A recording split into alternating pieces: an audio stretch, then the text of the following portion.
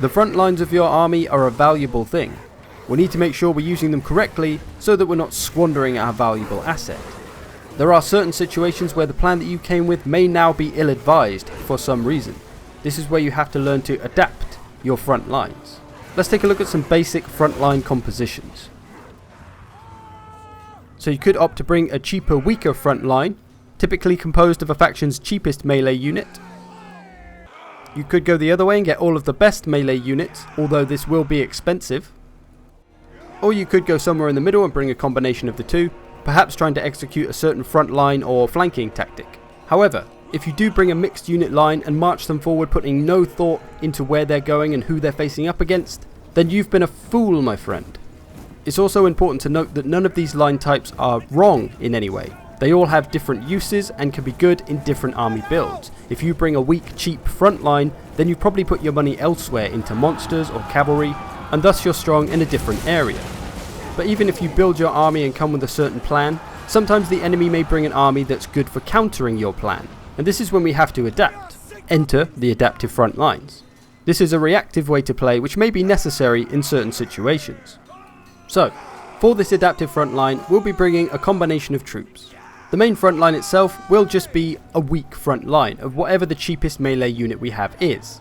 But they will be backed by stronger role-specific units like anti-large or armor-piercing, and in this case we've got our front line engaged with the enemy and they've got 2 units of Black Orcs, one on either end of the line. So I'm going to send my greatswords over there to deal with them because the swordsman will lose to Black Orcs. So I'm responding to the enemy and trying to counter his matchups.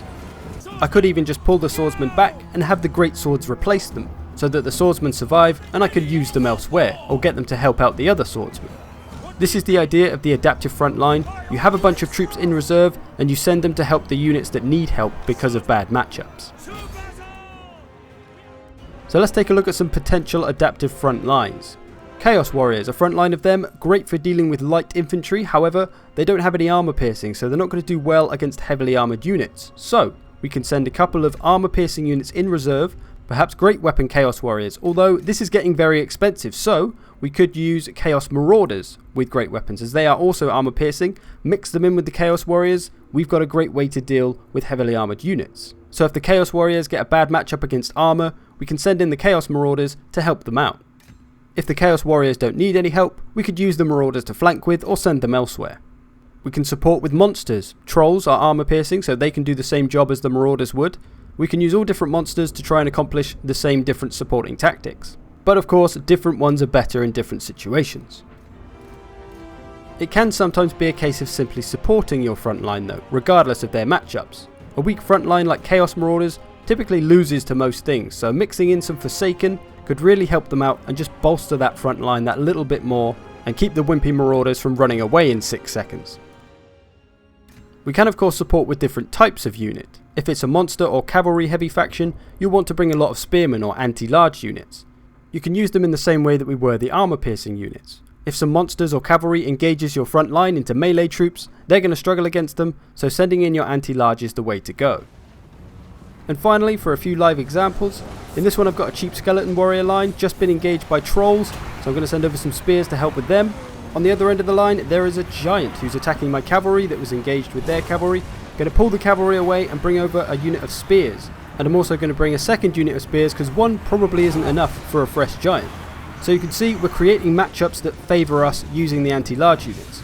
Along the front, some Black Orcs have rolled up on us, so we've got some Graveguard with Great Weapons and Crypt Horrors dealing with them. Here we've got some Orc Boys and Skeleton Warriors, that's an okay matchup. Their General is in there as well, and the Trolls, but of course we've got the Spearmen to deal with the Trolls.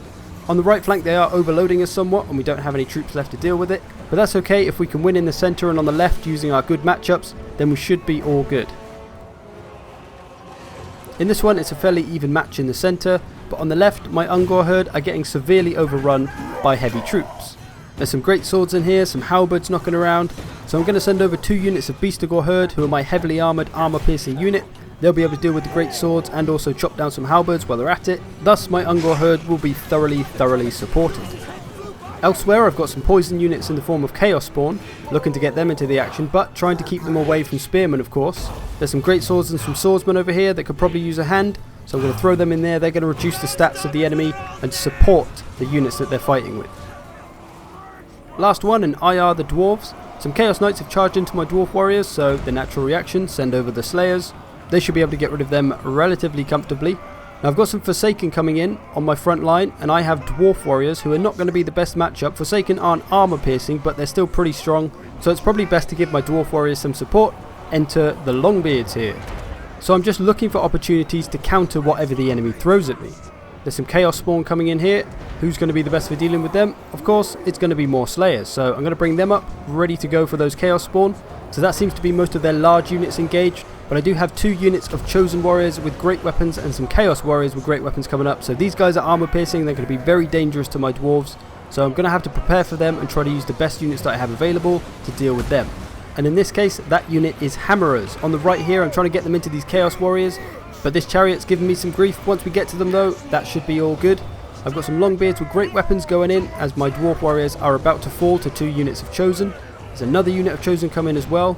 But I'm going to bring these Hammerers over because they're going to be the ones to hopefully stop the Chosen. But I'm not going to send them in straight away. We're going to bide our time. These Chaos Spawn nearly down to half health due to the Slayers, so that's good on the matchup front. As for these Hammerers, I was waiting because I wanted the enemy to get as tired as possible before I send my nice fresh unit of Hammerers in to deal with them. The enemy units are obviously going to be a little bit beaten down and tired from fighting my Dwarf Warriors and Longbeards, so when I send my Hammerers in, they're going to have a bit of an advantage. So there you go, adaptive lines in all of its glory. This can be a great tactic for trying to get the matchups that you need to win the battle. Thanks for watching, and I'll see you in the future.